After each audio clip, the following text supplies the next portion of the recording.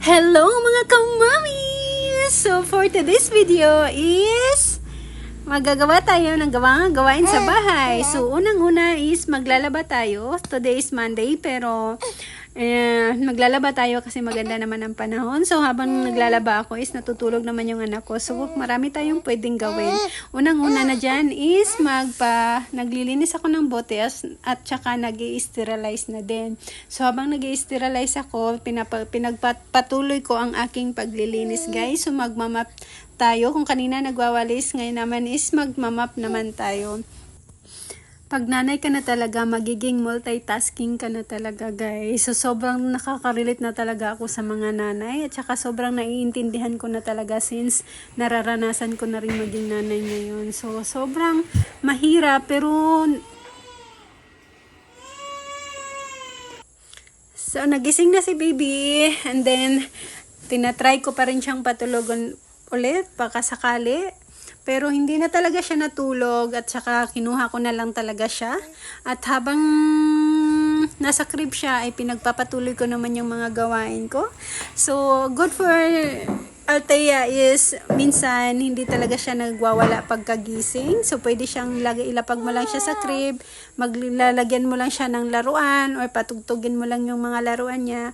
Okay na siya doon at pwede na. Tapos na yung labahin natin guys. So kailangan na natin kunin. Pero dahil yung baby ko is naglangi, ayaw nang magpabitiw kay mami. So isasabay natin siya sa pagkuha ng ating nilabhan.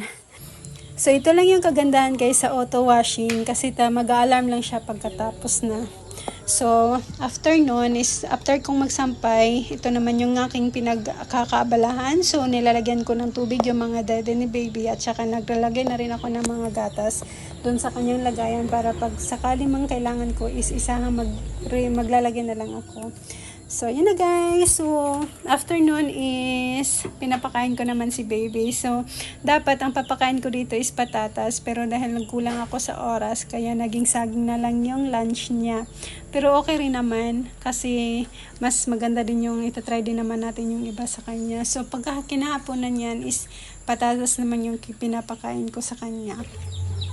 Tsaka ito na nga guys yung nilaban ko kanina. Nasampay ko na din.